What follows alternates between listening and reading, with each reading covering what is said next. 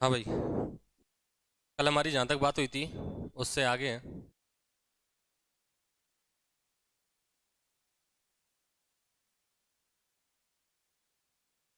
ठीक है। शेषफल वाला पार्ट। किसी संख्या को 136 से भाग देने पर शेष 36 प्राप्त होता है। यदि उसी संख्या को 17 से भाग दिया जाए तो शेषफल क्या प्राप्त होगा। पहले एक बात समझिएगा कि मैं अगर कह देता हूँ कि 15 से भाग दिया जाता है किसी संख्या में, कितने से दिया जाता है? 15 से। ठीक है। जब मैं 15 से भाग दे रहा हूँ,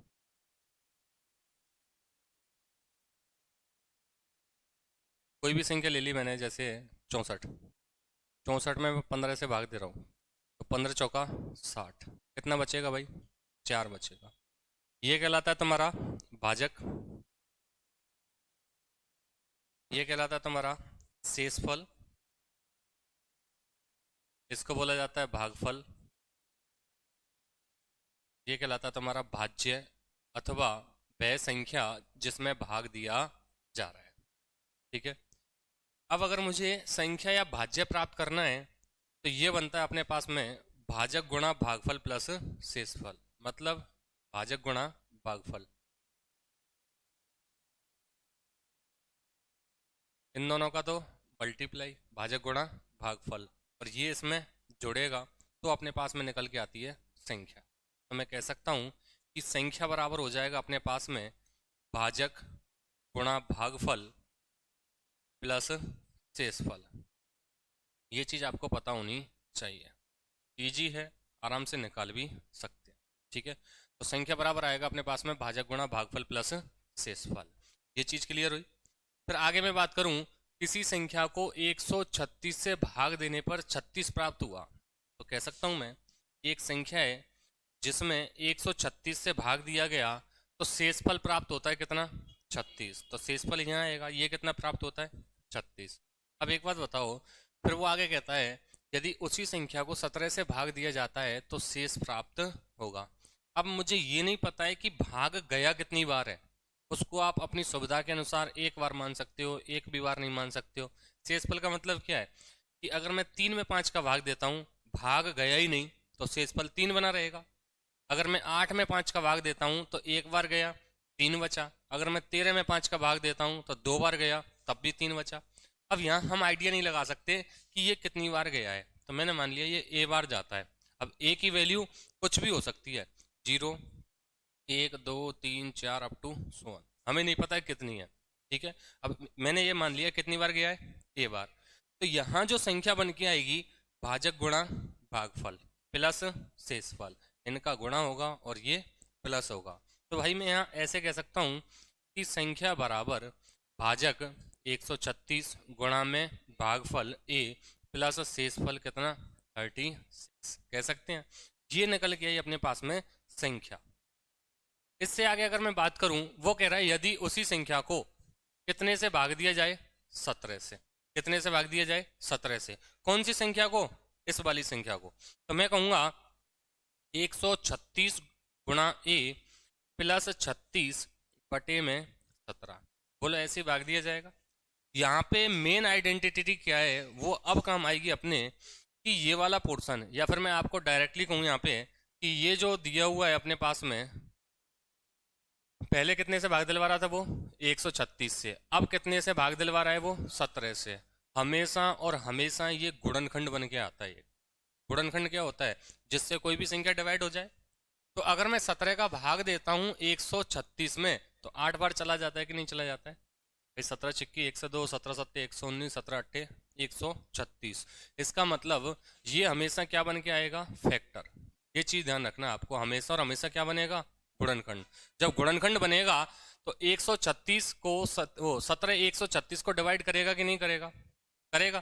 तो 17 से ये वाला पोर्शन तो कंप्लीटली डिवाइड हो जाएगा। बोलो हाँ है ना? होगा। बचा क्या? शेषफल। तो अब जो आंसर टिकेगा वो किस पे है? 36/17। कितना शेषफल बचा अपने पास में? बात समझ में आई? तो इसका मतलब पूरे क्वेश्चन को सॉल्व करने की बजाय मैं ये कह के चल रहा हूं कि भाई ये गुणनखंड हमेशा बनता ही बनता है। कैसे चेक करोगे? डायरेक्टली भाग दे के देख लो। क्लियर? क्वेश्चन कैसे बनेगा? मैं कह देता हूं किसी संख्या में 99 से भाग दिया गया तो 7 शेष बचा। अब 11 से भाग दिया जाए तो 99 का गुणनखंड है या नहीं है? 11 है ना। तो बाद वाली संख्या हमेशा और हमेशा गुणनखंड बन के आती है। 136 का गुणनखंड बन रहा है 17, तो 136 का जितना भी गुना होगा, अब देखो ए वाली बात आ गई यहाँ पे।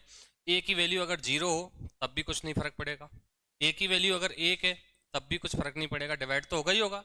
क्यों? क्योंकि 136 का ये गुणनखंड है। और सिंपल लैंग्वेज में अगर हम यूज करें तो 6 के गुणनखंड होते हैं 2 और 3, होते नहीं होते हैं? 1 2 3 होते हैं, लेकिन आवाजें जो गुणनखंड निकल के आते हैं वो 2 और 3 निकल के आते हैं। तो 6 का जितने भी गुना होगा, 6 डिवाइड है 2 और 3 से, तो 6 का 2 गुना डिवाइड होगा 2 और 3 से, 6 का 3 गुना डिवाइड होगा 2 और 3 से 18 होगा, 6 का 4 गुना 24 वो भी डिवाइड होगा 2 और 3 से, 6 का 5 गुना 30 वो भी डिवाइड होगा 2 और 3 से, 6 का 6 गुना 36 वो भी डिवाइड होगा 2 और 3 से। कहने का मतलब कि अगर किसी संख्या, ये वाली संख्या 17 से डिवाइड है तो इसका कितने भी गुना हो, ये गुना ही तो निकल के आएगा यहाँ पे। एक ही वैल्यू, 1 गुना हो, 0 गुना हो, 2 गुना हो, 10 गुना हो, 100 गुना हो, तुम्हारे मन में आए वो ले लो। ये वाला पोर्शन तो डिवाइड हो ही जाएगा, बचेगा कौन सा? शेषफल वाला।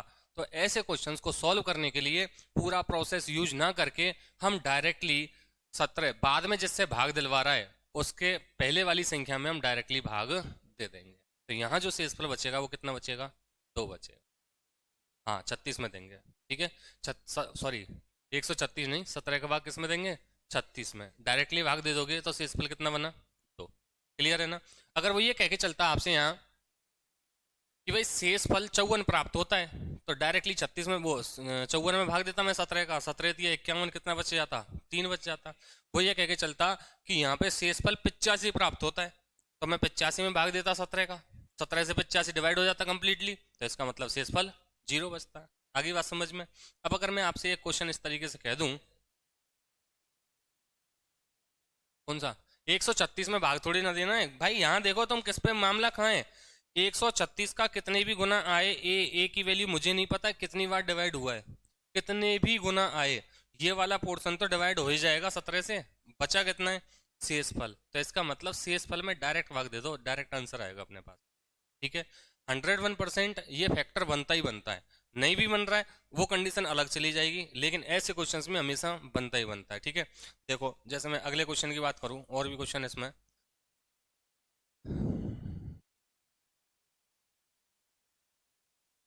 आगे बात करूं, किसी संख्या को 133 से भाग दिया जाए तो शेष कितना बचता है? 21 बचता है। अब 19 से भाग देने पर, अब बताओ 133 19 इसका गुणनखंड बनेगा, 19 से भाग दो इसमें। 19 की भाजकता का नियम क्या था? इकाई अंक का 2 गुना जोड़ते हैं, तो 3 का 2 गुना 6 हो गया, 13 में जोड़ा, 19 डिवाइड हुआ कि नहीं हुआ? जब 133 का गुणनखंड है 19, तो डायरेक्टली 21 में भाग दे दूंगा मैं। 19 का कितनी बार गया? एक बार। कितना बच गया? 2 बच गया। आगे बात समझ में? इस तरीके से आपको ये क्वेश्चंस करने हैं। और आगे बढ़े, देखो किसी संख्या को 296 से भाग देने पर कितना बचा? 75। तो उसी संख्या को 37 से भाग दिया जाए तो शेष क्या बचेगा? अब 37 से ये वाला डिवाइड होना चाहिए, बोलो होना चाहिए कि नहीं? अब ये कितना है? 296, और ये कितना है? 37। तो साथ में ऐसा कौन सी संख्या का मल्टीप्लाई करूं इकाई का अंक 6 बन जाए? 8 का। तो इसका मतलब इसमें 8 का मल्टीप्लाई करके चेक कर लेते हैं हम। 8 7 56, 6 बना 5, और इधर 8 दिया 24, 24 और 5 29, बन रहा है फैक्टर। तो 37 से ये वाली संख्या डिवाइड है, तो मैं डायरेक्टली इसमें भाग दूंगा 75 में। 37 का 75 में भाग दूंगा, कितनी बार जाएगा? 2 बार। कितना बचा? 1 बच गया। एक आंसर है इसका। बात समझ में आई? तो ये क्वेश्चन है अपने पास में। तो यहाँ पहले इस क्वेश्चन को नोट करो। कौन सा? कौन सा? नहीं जाए तो फिर हमें वो बेसिक यूज करना पड़ेगा, भाजक गुणा भागफल प्लस शेषफल। ठीक है, वैसे ये क्वेश्चन जो सेट हो गया आएगा। जैसे मैं अगर क्वेश्चन की बात करूं, 1 मिनट देख लेना भाई सभी, है ना, अपने डाउट्स क्लियर कर लो पहले। अगर क्वेश्चन इस तरीके से आ जाए कि भाई किसी संख्या को 15 से भाग देने पर, 15 से भाग देने पर शेष शेष 4 बचता है,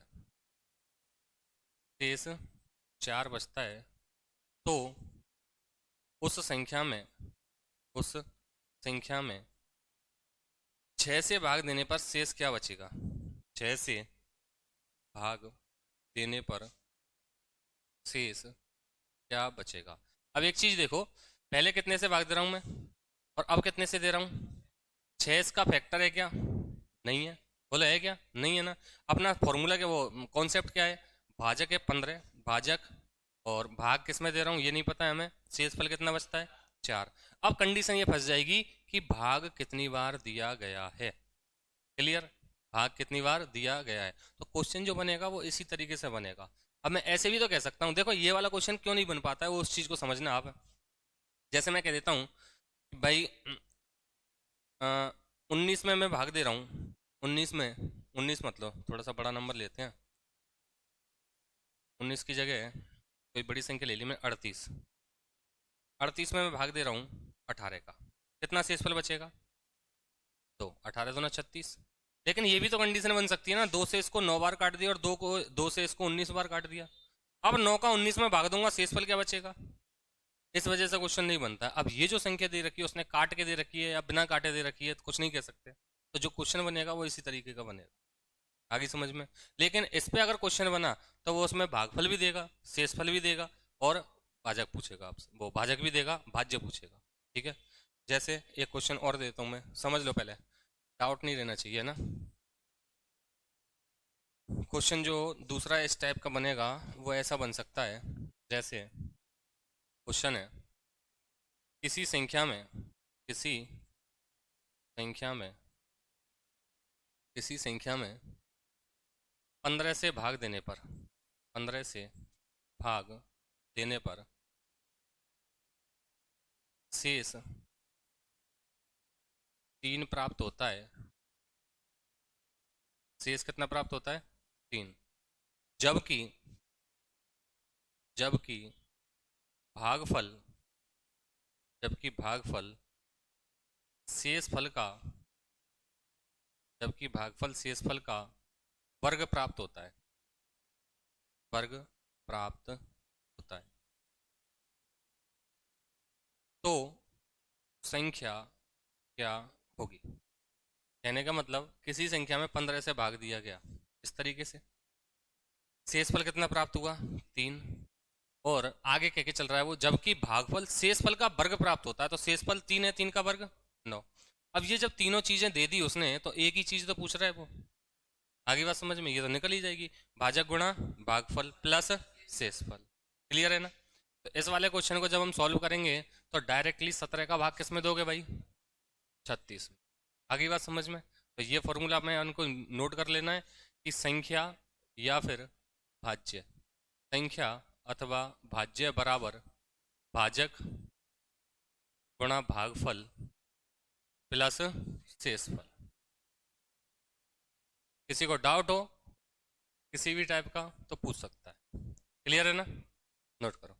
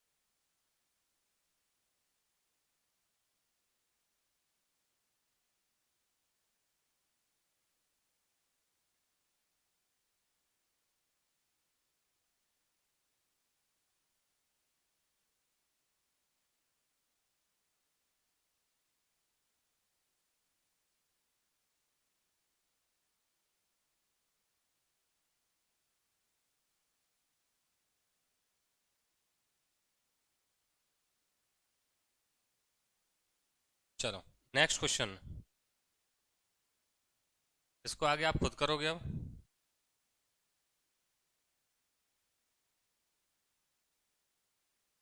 कौन सा? किसका ज़्यादा आएगा? इसका ज़्यादा कहीं को आएगा? अब भाई मैं अब थोड़ा सा शॉर्ट में यूज करूँ, देखो यहाँ संख्या बराबर क्या आएगी? भाजक गुणा भागफल। भाजक कौन है? जिससे भाग दे रहे हैं। भागफल हमें पता नहीं है, इंटू में प्लस शेषफल कितना है? 17। ये संख्या आ गई।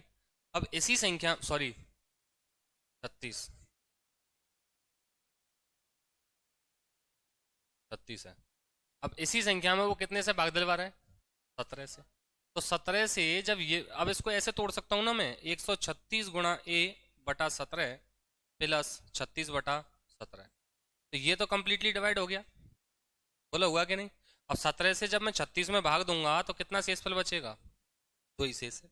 ठीक है, चलो। क्या? संख्या कुछ भी नहीं कह सकते, संख्या तो कुछ भी हो सकती है, यहाँ एक ही वैल्यू के ऊपर डिपेंड है। इसकी जगह अगर तुम जीरो मानते हो, समझना, तो ये वाला पोर्शन जीरो, तब भी आंसर कितना आएगा? दो। इसकी जगह अगर तुम एक मानते हो तो 136 एकम 136 में 17 का भाग दोगे, कब तब भी डिवाइड होगी। तब शेषफल क्या बचेगा? 36/17। किसकी जगह? 136 में भाग दिया। वो ये भागफल नहीं पूछ रहा है आपसे, वो पूछ रहा है केवल शेषफल। क्या पूछ रहा है? शेषफल। जब कोई संख्या निकल के आ जाए तब भी वही बचेगा। भाई अगर तुम एक ही जगह एक ले रहे हो, मान के चलो, तो 136, ऊपर वाले इक्वेशन से सॉल्व कर रहे हो आप, 136 गुणा एक, 136 प्लस 36/17। तो 136 और 136 कितना हो गया? 172/17। 10 बार कंप्लीटली डिवाइड, तब भी शेषफल दो ही बचेगा। समझ गए ना? मतलब कहने का ये है, आप इसको पूरे को जोड़कर भाग दो, चाहे इनको अलग अलग करके भाग दो, आंसर वही आएगा। क्यों? क्योंकि हमें पता है a/b प्लस c/b अगर दिया हुआ है तो ये एलसीएम b आ जाएगा, ऊपर a प्लस c हो जाएगा। कैलकुलेशन को टफ क्यों बनाए? कैलकुलेशन इससे ये वाली आसान रहेगी, हम डायरेक्टली भाग दे पाएंगे। ठीक है ना? चलो, तो नेक्स्ट क्वेश्चन की ओर बढ़े। देखो क्या, यहाँ 18 होता, 18×2 = 36, जीरो आता और क्या। बिल्कुल। ठीक है, नेक्स्ट क्वेश्चन की ओर बढ़े। देखो ये रहा, किसी संख्या को 133 से भाग दिया जाए तो शेष 21 बचता है। तो बताओ 19 से भाग देने पर शेष क्या बचेगा? बोलो आंसर बताओ। दो बच गया, 19 एकम 19। क्लियर है ना? क्वेश्चन नोट कर लो, आंसर निकाल दो फटाफट। इसमें आंसर अंडरलाइन हो रहे हैं कुछ कुछ में। आंसर कितना हो गया इसका? दो। करो फटाफट। इतना बड़ा क्वेश्चन नहीं है वो, इतना बड़ा सॉल्यूशन नहीं है जितना बड़ा क्वेश्चन है।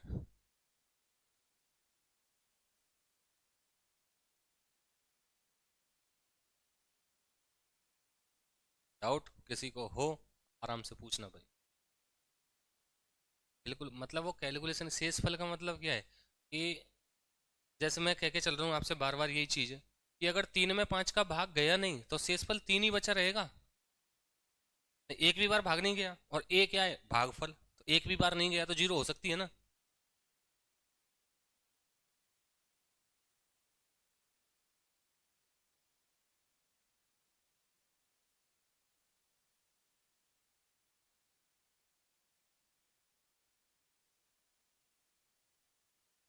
अब अपन इसमें थोड़ा सा चेंज करते हैं।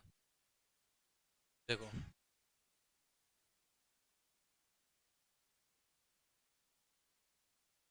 पहले इसको नोट करो।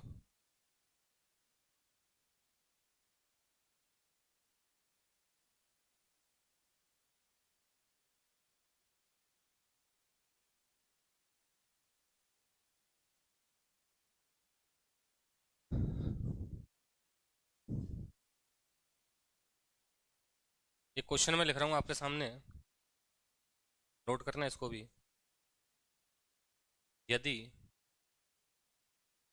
किसी संख्या, यदि किसी संख्या को 99 से भाग दिया जाए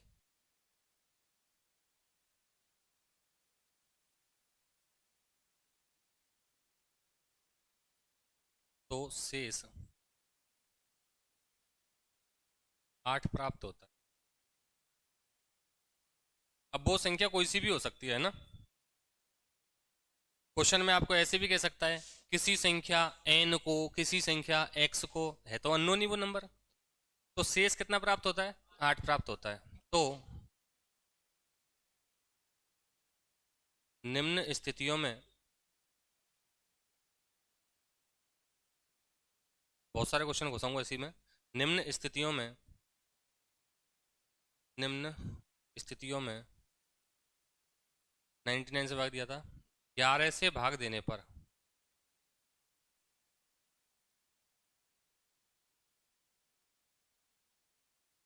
शेष क्या बचेगा।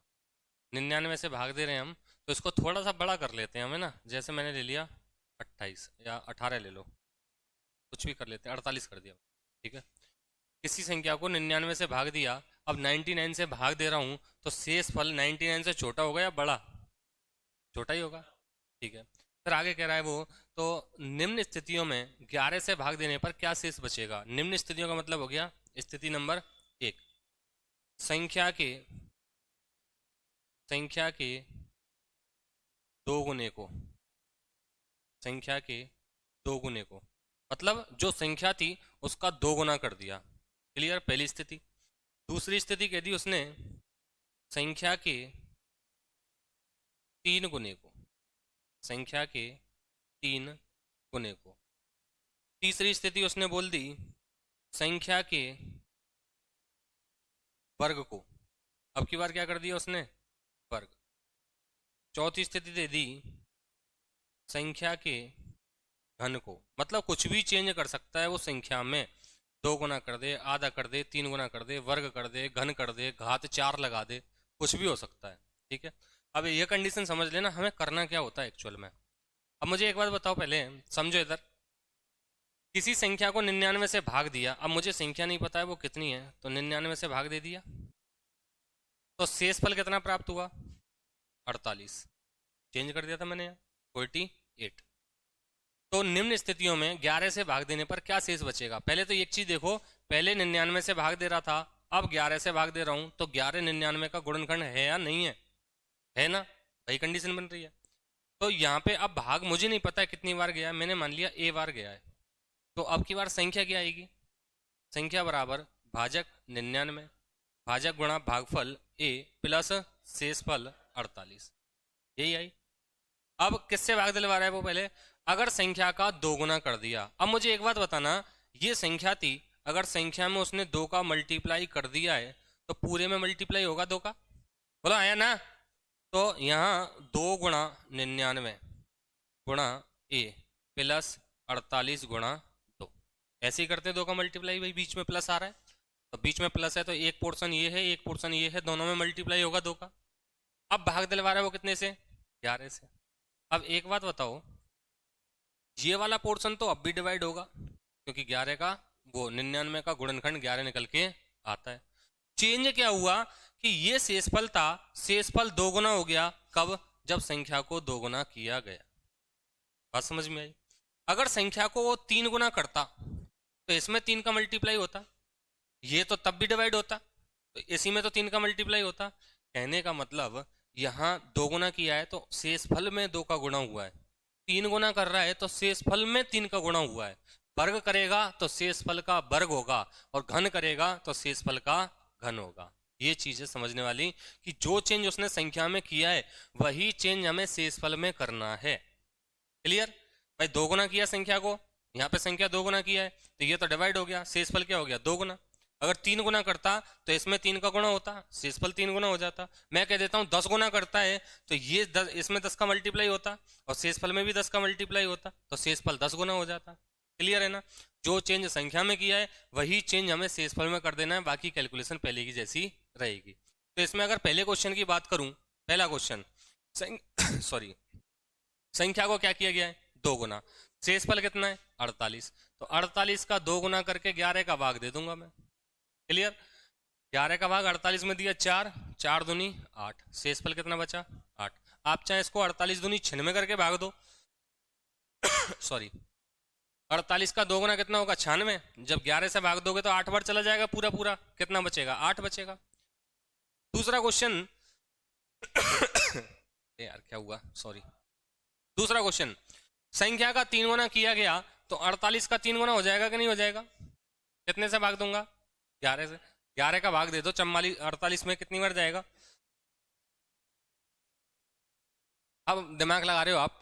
11 का भाग गया 48 में 4 बार, 4 का गुणा करूंगा मैं 3 से, कितना बचा? 12। लेकिन 12 तो 11 से बड़ा है, और शेष फल तो हमेशा छोटा बचता है। जब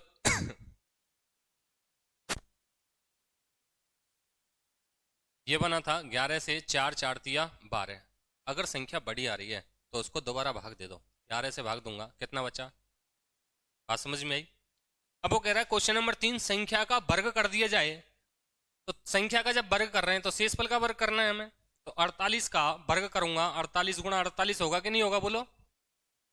होगा ना। तो 11 का भाग दूंगा 4 बचेगा इधर, और फिर 11 का भाग इधर दूंगा 4 बचेगा।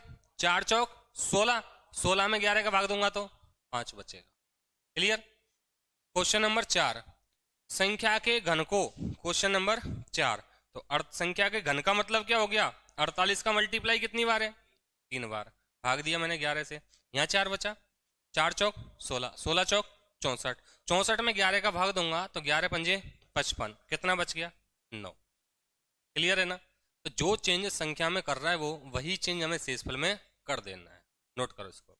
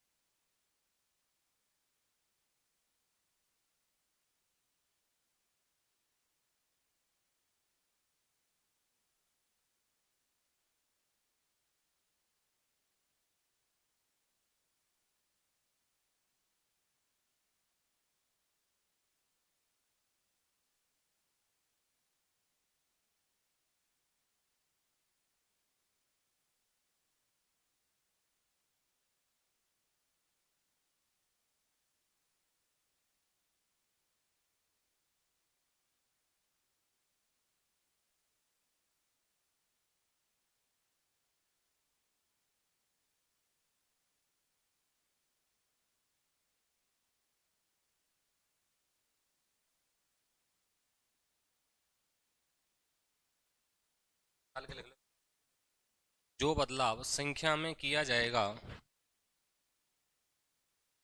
वही बदलाव, वही बदलाव शेष फल में करना होता है। जो बदलाव संख्या में किया जाएगा वही बदलाव शेष फल में करना होता है। बोलो। ठीक है, फैक्टर बनेगा, अभी वही स्थिति तो बताई थी पिछले वाले में, वो फैक्टर बनेगा ही बनेगा।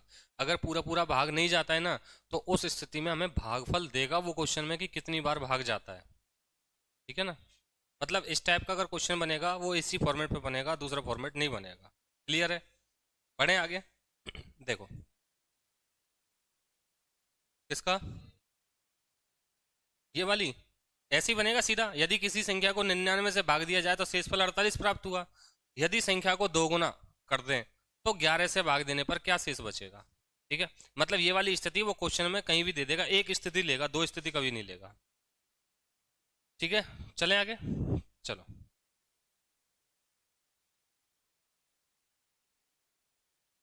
अगला क्वेश्चन है, किसी संख्या को 296 से भाग देने पर शेष कितना रहता है?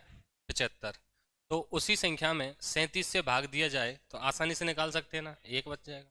नेक्स्ट क्वेश्चन देखो, किसी संख्या को 7 से भाग दिया जाए तो कितना शेष रहता है? 3। क्या पूछ लिया उसने? वर्ग। क्या पूछ लिया? वर्ग। उसी संख्या के वर्ग को, तो शेषफल में वही चेंज करना है हमें जो संख्या में चेंज किया है, समझ गए ना? तो यहाँ पे 3 का वर्ग 9, 9 में 7 का भाग दूंगा तो कितना बच जाएगा? 2। क्लियर है ना? नेक्स्ट क्वेश्चन देखो, दो संख्याओं, अब यहाँ थोड़ा सा चेंज कर दिया उसने, दो संख्याओं को 33 से अलग अलग भाग देने पर शेषफल कितने बचते हैं? 21 और 28। यदि उन दोनों संख्याओं के योगफल को 33 से भाग दिया जाए, पहले भी कितने से भाग दे रहा था, अब भी कितने से दे रहा है, तो गुणनखंड है 33 का 33 खुद, बोलो है या नहीं है? तो इसका मतलब चेंज क्या किया उसने, दो संख्याएं थी, ये क्रम से ये वाला सा आएगा 21 और 28। अब वो जोड़कर भाग दे रहा है, तो वही कंडीशन जो संख्याओं में चेंज किया उसने, तो संख्याओं को जोड़ा है तो शेषफल को जोड़ देंगे हम, 21 + 28 बटा 33। क्लियर? तो 21 और 28 ये कितना हो गया, 1 और 8 9, 2 और 2 4 बटा 33 कितना आ जाएगा? 16। तो आंसर कौन सा हो जाएगा? डी वाला। बोलो कोई दिक्कत है? नोट करो।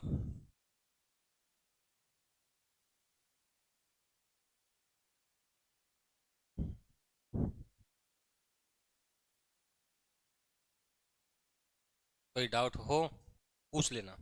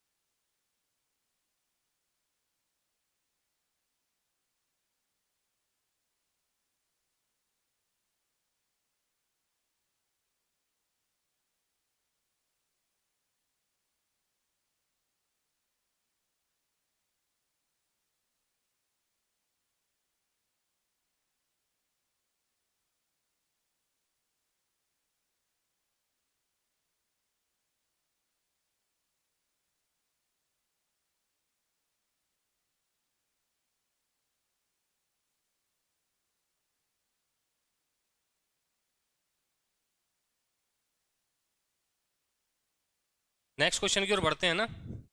देखो अगला क्वेश्चन, ऐसे क्वेश्चंस भी आ जाते हैं, लेकिन इसमें केवल तुम्हें ये याद रखना है कि जो वैल्यू दे रखी है, जैसे n यदि कोई धन पूर्णांक है, अब पूर्णांक कौन से होते हैं, बीच में जीरो, सारी चीजें यूज में आएंगी जो पढ़ाई है, बीच में जीरो, इधर नेगेटिव नंबर होते हैं -1 -2 -3, और इधर positive 1 2 3 up to so on. तो ये पूरा ग्रुप जो होता है वो क्या कहलाता है तुम्हारा? पूर्णांक। अंक पूर्ण होना चाहिए। क्या होना चाहिए? अंक पूर्ण होना चाहिए, चाहे वो प्लस में है, चाहे माइनस में है, चाहे वो जीरो है। अंक पूर्ण है तो वो कहलाता है पूर्णांक। अब उसने बोला है धनात्मक पूर्णांक। धन पूर्णांक का मतलब क्या हो गया? जो पॉजिटिव इंटीजर है, ठीक है। बीच में क्या आता है? जीरो। इधर माइनस वाले आ जाते हैं, इधर प्लस वाले आ जाते हैं, तो बीच में जो जीरो आ रहा है वो डाइवर्ट करने का काम कर रहा है उनको, कि भाई तुम माइनस वाले इधर जाओ और प्लस वाले इधर जाओ। तो जीरो जो होता है वो ना तो नेगेटिव होता है और ना ही पॉजिटिव। क्लियर है ना? तो धनात्मक पूर्णांक कहां से स्टार्ट होंगे? एक से। 1 2 3 4 5, ठीक है। अब यहाँ बोला है एन कोई धन पूर्णांक है, तो धन पूर्णांक आपको समझ में आ गया, 1 2 3 अप टू सो ऑन, कुछ भी हो सकता है। 3 की पावर 4n-4 की पावर 3n किस संख्या से पूर्णतया विभाजित है? तो कंडीशन जो दे रखी है 3 की पावर 4n-4 की पावर 3n, एन क्या है? धनात्मक पूर्णांक। जब तक ये समझ में नहीं आया धनात्मक पूर्णांक है कौन से, तब तक क्वेश्चन आगे नहीं होगा। तो एन की वैल्यू 1 2 3 4, सबसे छोटी कौन है? 1। अगर मैं एन की वैल्यू 1 रखता हूं तो 3 की पावर 4 बनेगा, माइनस 4 की पावर 3 बनेगा। 3 की पावर 4 81, 4 की पावर 3 64, तो 81 माइनस 64 कितना बच गया? 17। ऑप्शन में है क्या 17? बिल्कुल है, तो आंसर क्या हो जाएगा हमारा? बी वाला। क्लियर है ना? बहुत ईजी है। अगर ऐसे क्वेश्चन आते हैं तो जो टर्म दे रखी है उन्होंने, कंडीशन जो दे रखी है एन जो है वो धन पूर्णांक है, तो सबसे छोटा धन पूर्णांक रख के देखो। अगर तुम इसमें दो भी रखते हो, समझना, अगर इसमें तुम दो भी रखते हो तो 3 की पावर कितना बनता? 8। अब 4 की पावर कितना बनता? 6। क्लियर? अब क्वेश्चन क्या हो जाता? बड़ा हो जाता। 3 की पावर 8 का मतलब हो गया 3 3 9, और 9 का गुणा 4 बार, 9 नाम 81, 81 का गुणा 2 बार, मतलब कहने का 81 का वर्ग। क्लियर? और यहाँ अगर मैं बात करूँ 4 की पावर 6, 4 का क्यूब का स्क्वायर, 4 का क्यूब कितना होता है? 64 होता है, 64 का स्क्वायर। अब यहाँ पे फॉर्मूला बन जाएगा हमारा ए स्क्वायर माइनस बी स्क्वायर। कौन कौन से होंगे? ए प्लस बी, तो 81 प्लस 64, और 81 माइनस 64, तो 81 माइनस 64 एक फैक्टर बनेगा कि नहीं बनेगा? 17 बनेगा, तो 17 से डिवाइड होगी। लेकिन पहले से ही आंसर निकल के आ जाता है, एन की वैल्यू 1 रखी, ऑप्शन में है, डायरेक्ट टिक कर दिया, ये तो बड़ा हो जाएगा। अगर तुमने एन की वैल्यू 3 रख दी तो और बड़ा हो जाएगा। जब हमारा पहले से ही आंसर मिल गया 17, तो हम दूसरा करें क्यों? क्लियर है ना? नोट करो।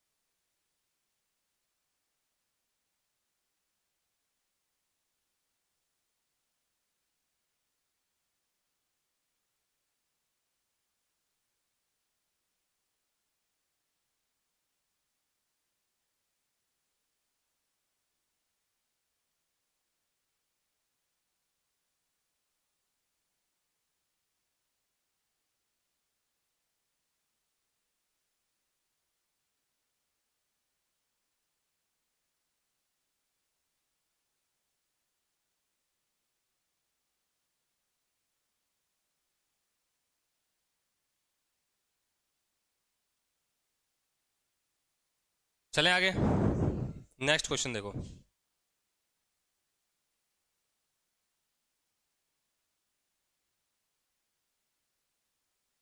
भाजकता के नियम से यदि 5432 9 से विभाज्य है तो स्टार के स्थान पर कौन सा अंक आएगा। अब 9 की भाजकता का नियम हमें पता होना चाहिए। 9 की भाजकता का नियम क्या होता है? अंकों का योग 9 से विभाजित होता है। यहाँ अंकों का योग करें, 5 4 9 3, 5 और 4 9 और 3 12 और 2 14 और 7 21। अब 21 में ऐसी संख्या क्या जोड़ूं जिससे वो 9 से विभाजित हो जाए? 6 जोड़ा जाएगा। 21 और 6 कितना होगा? 27। तो अंकों का योग 27 बन जाएगा, तो एक्स यहाँ स्टार की जगह क्या आ जाएगा? 6। समझ गए ना? अगला क्वेश्चन देखो, अगला क्वेश्चन देखो।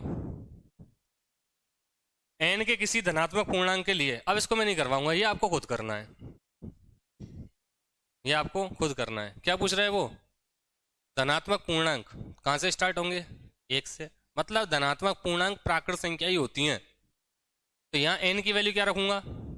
सबसे पहले 1 जोड़कर 3 से भाग दो और शेष बताओ, है ना। अब जैसे यहाँ n 1 के लिए किया, 2 ऑप्शन में है, एक बार 2 रख के देख लो भाई, एक बार n की जगह 2 रख के देख लो। n बराबर मैंने 1 रखा, वो n की वैल्यू पूछ रहा है। n के किसी धनात्मक पूर्णांक मान के लिए 3 से भाग देने पर शेष पूछ रहा है, वो शेष क्या बचेगा। अगर n बराबर मैं 1 रखता हूं तो 3 का स्क्वायर बना, ये 9 बना, ये 5 बना। देखो 3 से ये डिवाइड, ये डिवाइड, यही तो बचा। बोलो बचा है कि नहीं? कितना बच गया? 2। अब कहने का मतलब ये है, वो डिवाइड करवा रहा है कितने से? 3 से। तो 3 के जितने भी गुणज होंगे वो तो डिवाइड होंगे ही होंगे। 3 की पावर कुछ भी होती है यहाँ, वो हमेशा डिवाइड होती भाई। 3 की पावर 1 3 होता है, 3 का स्क्वायर 9 होता है, 3 का क्यूब 27 होता है, वो तो हमेशा डिवाइड होता है 3 से। तो कितनी भी पावर आए वो तो डिवाइड हो गई 3 से। इसमें 9 का मल्टीप्लाई हो रहा है, तो 9 जब 3 से डिवाइड है तो 9 के गुणज भी तो 3 से डिवाइड होंगे, तो बचा कौन? ये वाला। क्लियर? हर बार 5 में भाग देना पड़ेगा तुम्हें, बाकी तो डिवाइड हो ही जाएगा। तो आंसर क्या हो जाएगा इसका? तो बैक वाले पिछले वाले क्वेश्चन चलूं।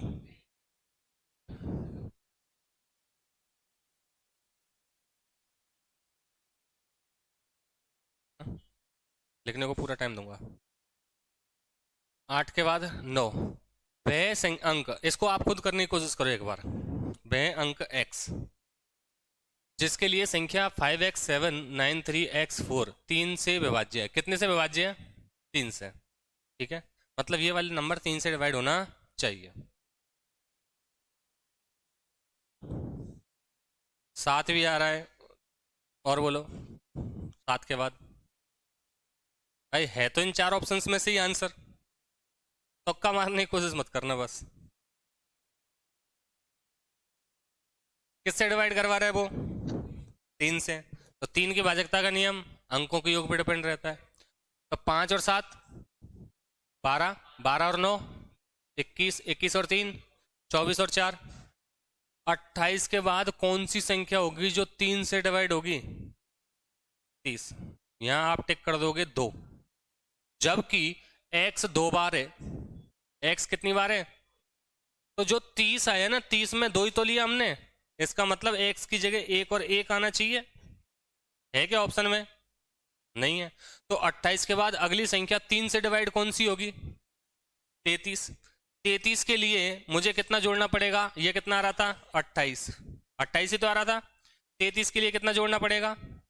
अब 5 को 2x के लिए 2.5 थोड़ी बांट दूंगा, बट जाएगा क्या? नहीं बटेगा, तो ये भी गलत हुआ।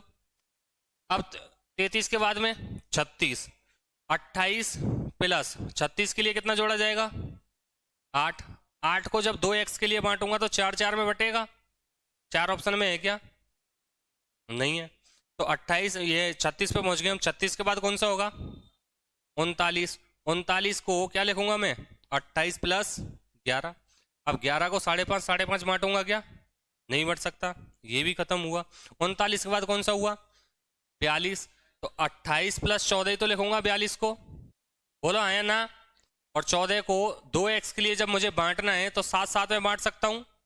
ऑप्शन में है 7, तो आंसर क्या हो जाएगा? 7। बात समझ में आ गई ना? क्योंकि यहाँ पे उसने 2x रख दिए हैं। अब हो सकता है वो 2x की जगह 3 भी रख दे, तो इसी तरीके से बांटना पड़ेगा अपन को। क्लियर है ना? नोट करो।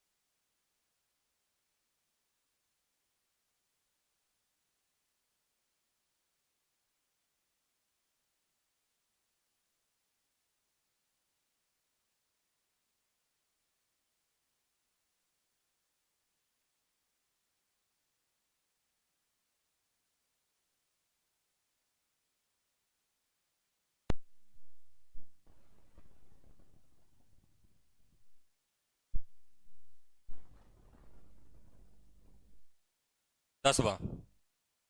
यहाँ थोड़ा सा चेंज होगा, पहले इसका कॉन्सेप्ट समझ रहे हैं ना, फिर क्वेश्चन बहुत आसान है। ये नीचे जो संख्या दे रखी है ना, इनमें दो संख्याओं का गुणा रहता है और सब में डिफरेंस सेम रहता है। ठीक है, जैसे मैं कहूँ, इसको लिख सकता हूँ मैं पहले को 2 गुणा 3, दूसरे को लिख सकता हूँ मैं, ये जो एग्जाम में आता है ना क्वेश्चन, वो इस तरीके से और नहीं आता है, वो इस तरीके से आएगा, 1/में 2 गुणा 3। यहाँ ये पॉइंट लग रहा है ना, 2.3 नहीं पढ़ा जाएगा, इसका मतलब है 2 और 3 का गुणा है। ठीक है, 12 को क्या लिखूंगा बोलो? 3 × 4 रेस्पेक्टिवली, 2 3 3 4, 4 5 5 6 6 7, ऐसे बढ़ेगा ये। ठीक है, 4 5, पहले एक मुझे पूरा डिस्क्रिप्टिव समझाना है। 5 × 6, 6 × 7, 7 × 8, और 8 में, यहीं तक है ना, आगे भी बढ़ सकता है वो, है ना? ये क्वेश्चन पहले बेसिक समझना है हमें। अब कंडीशन क्या है? इन दोनों का डिफरेंस ऊपर होता है, इन दोनों का अंतर जो रहेगा वो हमेशा कहाँ रहेगा? ऊपर। ठीक है, 3 और 4 का अंतर 1 है, 4 और 5 का अंतर 1 है, 5 और 6 का अंतर 1 है। अगर सपोज दैट ये इस तरीके से होता, 2 और 4 होता, तो ऊपर अंतर 2 आना चाहिए था। क्लियर? और सीरीज एक जैसी ही बनेगी, जो कैलकुलेशन हम स्टार्टिंग में यूज कर रहे हैं ना, वही लास्ट तक चलनी है। अब होता क्या है एक्चुअल में, 1/में 2 गुणा 3 है, तो इसको लिख सकता हूँ मैं 1/2 माइनस 1/3। क्यों लिख सकता हूँ? क्योंकि 1/2 माइनस जब 1/3 करूंगा, तो एलसीएम कितना आएगा बोलो? 2 और 3 का 6, 2 का भाग दिया, 3 का भाग दिया, कितना बच गया? वही संख्या निकल के आ रही है कि नहीं आ रही ऊपर वाली? मतलब इसका फॉर्मेट ये है, इसको हमने इसमें चेंज कर दिया, तो ये तीनों चीजें आपस में बराबर हैं। 1/6 लिख दो भले ही, 1/में 2 गुणा 3 लिख दो भले ही, और 1/2 माइनस 1/3 लिख दो भले ही। क्लियर? चलो, इसके बाद में आगे इसको भी लिख सकता हूँ मैं, 1/3 माइनस 1/4। इसको लिख सकता हूँ 1/4 माइनस 1/5। इसको लिख सकता हूँ 1/5 माइनस 1/6, 1/6 माइनस 1/7, 1/7 माइनस 1/8, और 1/8 माइनस 1/। यहाँ तक किसी को दिक्कत है? क्लियर है ना? अब इसमें बीच वाली संख्या सारी कट जाती हैं, सारे नंबर बीच वाले कट जाएंगे, क्योंकि प्लस माइनस में। देख लो, 1/8 प्लस में, 1/8 माइनस में, 1/6 प्लस में, 1/6 माइनस में, 1/5 प्लस में, 1/5 माइनस में। बचा कौन सा? पहला, और लास्ट में। क्लियर? तो ये बनेगा 1/2 माइनस 1/9, 18, 2 का 9, 9 का 2, 7/, तो ऑप्शन हो जाएगा इसमें ए वाला। बात समझ में आई? अब इस क्वेश्चन को डायरेक्ट कैसे करना है वो चीज़ समझो, स्टेप बाय स्टेप बढ़ेंगे, सारी चीज़ें बताऊंगा। कि हमें पता है जब अगर सीरीज इस तरीके की बन रही है तो बीच वाले नंबर डेफिनेटली कटेंगे, प्लस माइनस में आ जाते हैं। बच्चे का कौन कौन सा? पहला और लास्ट। सीरीज माइंड में है, समझ में आ गई, कॉन्सेप्ट क्लियर हो गया, तो डायरेक्टली कहूंगा कि पहला वाला जो होगा वो यूज में आएगा और लास्ट वाला जो होगा वो यूज में आएगा। तो पहला वाला कौन सा बना बोलो? 1/2, 1/6 नहीं, 1/2। अगर सीरीज इस फॉर्मेट में दे रखी है तो पहले इस फॉर्मेट में लेके आनी है हमको, ठीक है? तो पहला वाला कौन सा बना और लास्ट वाला कौन सा बना? तो 1/2 माइनस 1/9, डायरेक्टली हो जाएगा 7 बटे सॉरी 18, 7/18। क्लियर है ना? बात समझ में आई? क्या माइनस करेंगे? फर्स्ट माइनस लास्ट, मतलब अप्रोच अगर इसकी बनी, इसमें बनेगी फर्स्ट माइनस लास्ट। लेकिन इसमें थोड़ी सी सावधानी रखनी होती है ना, वो सावधानी क्या है बताऊंगा। लेकिन इस क्वेश्चन के लिए यहाँ तक समझ में आया है कि नहीं आया है? ठीक है, इसमें डिफरेंस का और मल्टीप्लाई होता है, 1 में डिफरेंस, वो बताऊंगा। या फिर यहीं अगर पूरी ट्रिक यूज करना चाहो तो ये रहता है हमारा, यहाँ लिख देता हूँ मैं, first FIRST, first minus last into में 1/डिफरेंस। अब यहाँ पे डिफरेंस कितना आ रहा था इन सब का? एक आ रहा था, तो एक को लिखो चाहे मत लिखो, तो डायरेक्टली अपना फर्स्ट माइनस लास्ट से आंसर आ गया था। इसको नोट करो, फिर अगला क्वेश्चन आपको खुद करना है।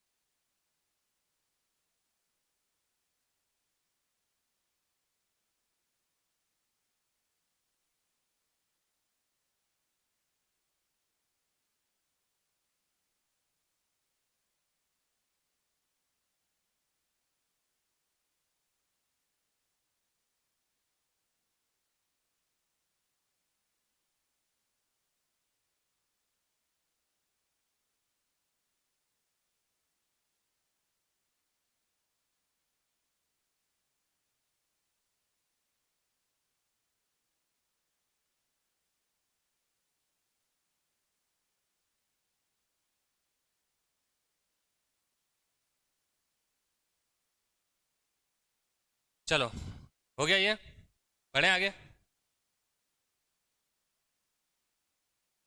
नेक्स्ट क्वेश्चन देखो, ये सेम फॉर्मेट में बना हुआ है कि नहीं? बना हुआ है ना। एक चार तीन का डिफरेंस है, लेकिन यहाँ पे एक दिक्कत है।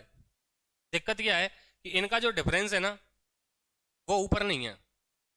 अब नहीं है तो हम बनाएंगे, क्योंकि हम जुगाड़बाज हैं, बनाना पड़ेगा। अब नीचे इनका देखो, सब में डिफरेंस कितने कितने का है बोलो? तीन तीन का। तो ऊपर तीन बनना चाहिए कि नहीं बनना चाहिए? तो मैंने क्या किया, तीन का मल्टीप्लाई ऊपर कर दिया और तीन का मल्टीप्लाई, तो ऊपर वाला तीन सब जगह जाके तीन बना देगा। ऊपर वाला तीन सब जगह क्या बना देगा? तीन बना दिया। लेकिन नीचे वाला जो तीन है ना, ये बाहर रहा, तो ये एक बटा, क्लियर? तो अब पहला नंबर कौन सा होगा? एक बटा एक माइनस एक बटा चार। अगर बेसिक से कर रहे हो तो डायरेक्टली ऐसे मत कर देना, एक वो तीन बटा एक माइनस एक बटे चार। मैं एक बार प्रैक्टिकली बता देता हूँ इसको। हमें लेके आना है कितना? तीन बटे चार।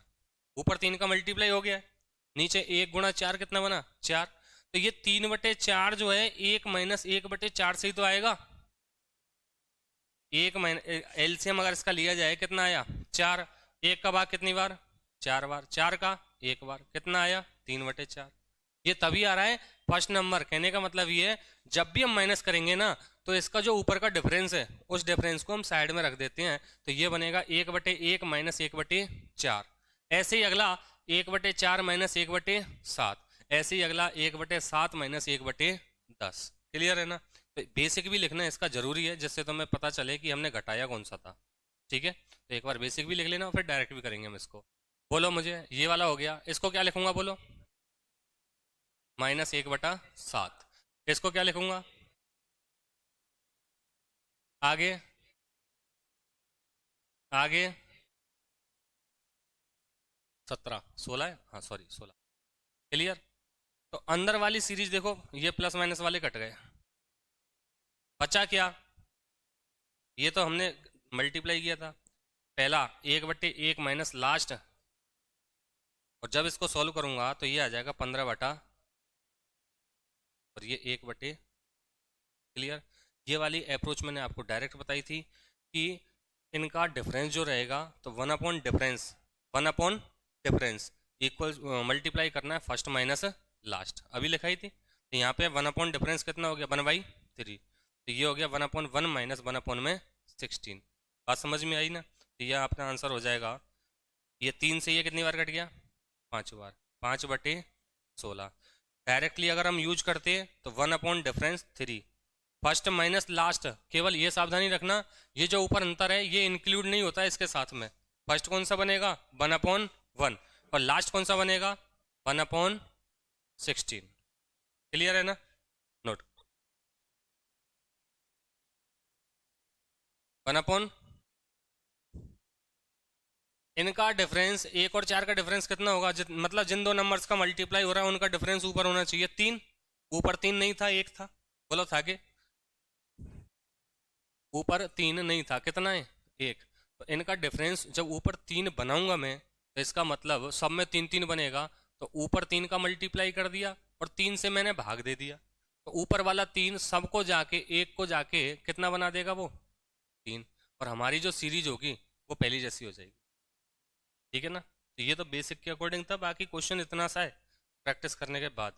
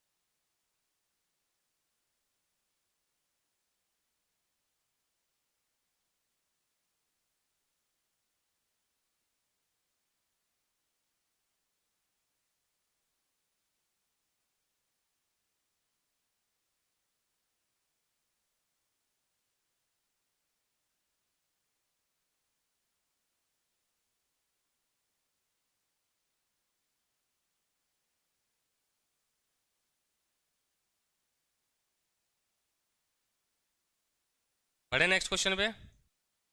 देखो,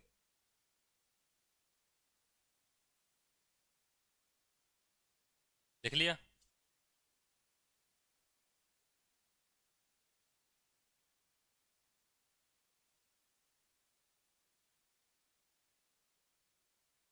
नेक्स्ट क्वेश्चन, थोड़ा सा एक मिनट भाजकता वाले देखते हैं, कुछ हो तो। 12 तक कर लिए थे हमने, ये अलग हो जाएगा भाजकता में, है ना। ये वाला क्वेश्चन करो, डायरेक्टेड। हाँ,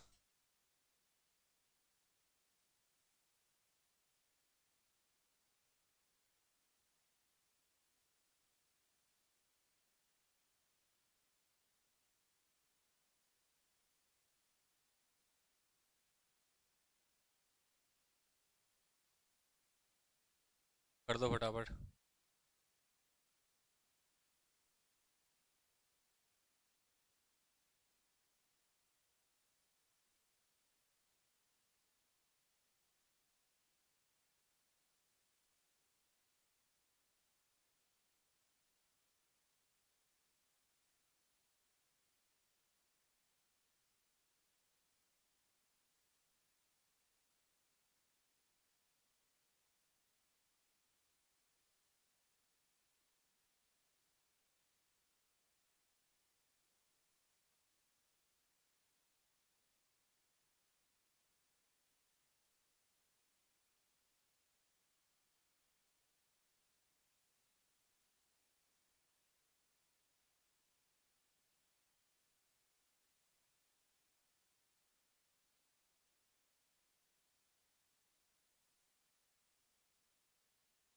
बिल्कुल सही है, 2/15। बेसिक, अगर बेसिक से करोगे, बेसिक आप केवल प्रैक्टिस के लिए यूज करो, समझ रहे हो। बेसिक भी आना चाहिए।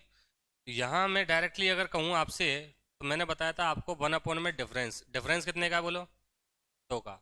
इनटू में फर्स्ट, फर्स्ट कौन बनेगा, माइनस लास्ट, लास्ट कौन बनेगा, क्लियर।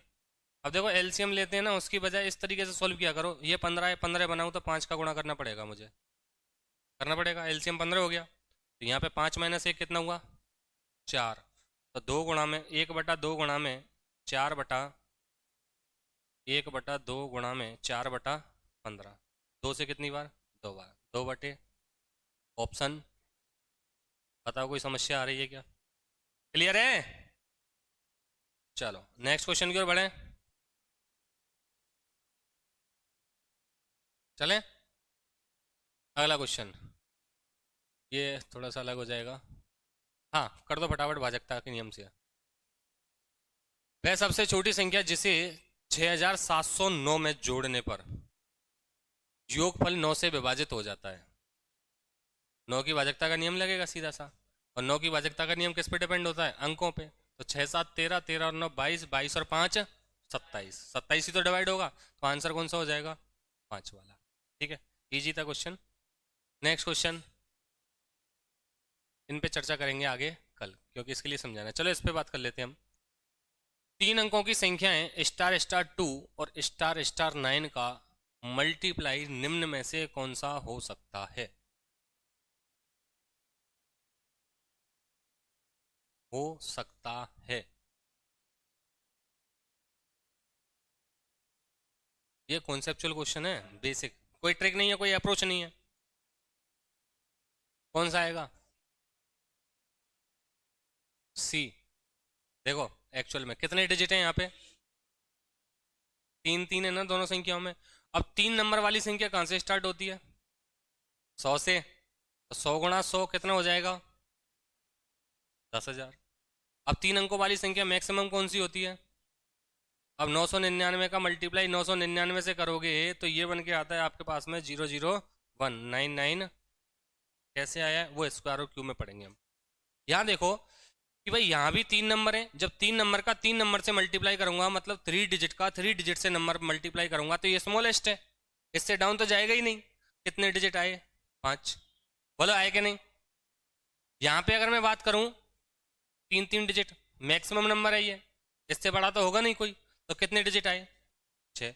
अब 3 डिजिट का 3 डिजिट से मल्टीप्लाई करूंगा, कोई छोटा नंबर होगा कोई बड़ा होगा, लेकिन इन दोनों के बीच में ही वेरी करेगा। क्लियर? तो या तो कितने डिजिट होंगे 5, या कितने डिजिट होंगे, अब इकाई का अंक दो नाम 18, 8 इसमें बन रहा है, इसमें बन रहा है, इसमें बन रहा है। क्लियर? अब कितने डिजिट होंगे, या तो 5 या फिर 6। यहाँ कितने हैं 3 और 2 5, ये हो सकता है। यहाँ कितने हैं 4, ये नहीं होगा। और यहाँ पे 3 3 6 और 1 7, ये बिल्कुल नहीं होगा। तो ऑप्शन कौन सा होगा, ये। नन ऑफ दीज नहीं हो सकता, क्योंकि उसने संभावना बताई है कौन सा हो सकता है, वो ये नहीं कह रहा कौन सा है, कौन सा हो सकता है। ये हो सकता है कि नहीं हो सकता है पहला वाला। क्लियर है ना, समझ में आ गई बात, नोट करो। तो ये बेसिक कॉन्सेप्ट है ना, इसमें कोई ट्रिक वगैरह अप्रोच वगैरह नहीं है।